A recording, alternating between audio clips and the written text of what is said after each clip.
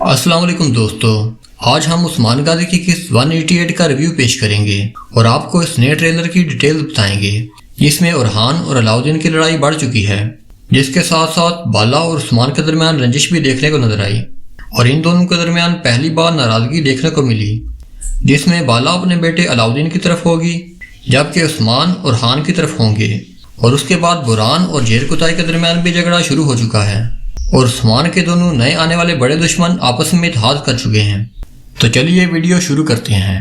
सबसे पहले इस ट्रेलर में उरहान और अलाउद्दीन को आमने सामने देखा जा सकता है, जिसमें उरहान अलाउद्दीन से कहते हैं अगर तुम चाहते हो कि इस कबीले में अमन हो तो तुम्हें यह कबीला छोड़कर जाना होगा।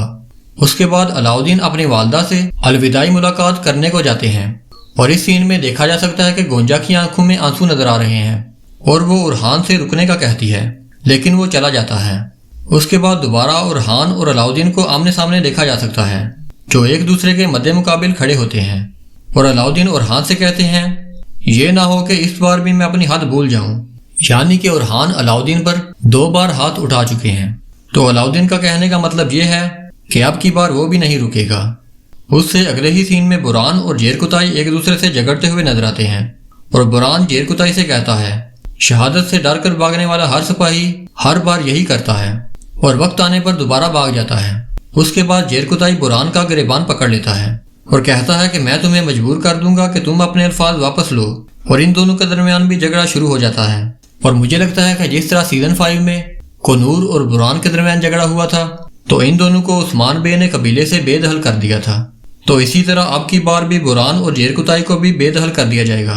उससे अगले सीन में बेगम खातून और उराल को छुपकर मुलाकात करते हुए देखा जा सकता है और बेगम खातून उराल से कहती हैं अब की बार जंग हमारे लिए फायदेमंद साबित होगी और मैं अपना कबीला उस्मान के ज़ेरे साया नहीं रहने दूंगी।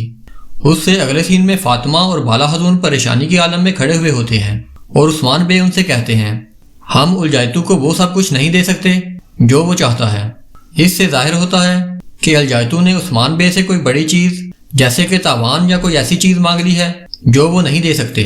इसके बाद उस्मान बे के नए आने वाले दोनों दुश्मनों को एक साथ देखा जा सकता है जो मिलकर उस्मान बे के लिए जाल बिछाने का सोच रहे होते हैं और मगोल एलजीसी क्रेडियो से सरगोशी करता है और कहता है इस बार मेरा सर कलम हो जाएगा और मुस्कुराता है। इससे जाहिर होता है कि वो उस्मान बे के लिए कोई जाल बिछाएगा और अपने आप को पेश कर देगा। उससे अगले सीन में देखा जा सकता है कि चंद सिपाही कोचा बे का सामान लेकर जा रहे होते हैं तो क्लैडियोस उन पर हमला कर देता है और तीरंदाजों से कहता है कि इन सबको मार दो और कोई भी जिंदा बचकर न जाए। उसके बाद कोचा बे उस हमले में बचकर आने वाले एक सिपाही से पूछते हैं कि तुम पर किसने हमला करने की जुर्रत की, मुझे उसका नाम बताओ ताकि मैं उसे तबाह बर्बाद कर दूं। और वो सिपाही उखड़े हुए सांस के साथ कहता है क्लैडियोस। उसके बाद कोचा बे और हसन बे उस्मान के पास जाते हैं और कहते हैं कि चायान अपनी पूरी फौज के साथ अपने ठिकाने पर आपका इंतजार करेगा। उसके बाद उस्मान बे कहते हैं कि क्लैडियोस को वो देंगे जो वो चाहता है, यानी कि वो क्लैडियोस के लिए मंसूबाबंदी कर रहे हैं। उससे अगले सीन में बाला खातून रोते हुए नजर आती हैं और कहती हैं कि उस्मान आपने सिर्फ अलाउद्दीन और हलीमा को नहीं बल्कि मुझे भी उनके साथ ही कुर्बान कर दिया है। और उस्मान बे संजीदा मगर गुस्से वाले अंदाज में कहते हैं कि मैं सिर्फ एक बाप नहीं बल्कि इस कबीले का सरदार भी हूँ। उसके बाद बाला खातून उस्मान बे से नाराजगी का इजहार करते हुए मुंह मोड़ लेती हैं और उनके आंसू जारी हो जाते हैं। उसके बाद उस्मान बे भी मुंह मोड़ लेते हैं और कहते हैं वक्त आ गया है कि तुम्हारा दिल भी टुकड़े टुकड़े हो जाए। तो दोस्तों ये थी हमारी आज की वीडियो।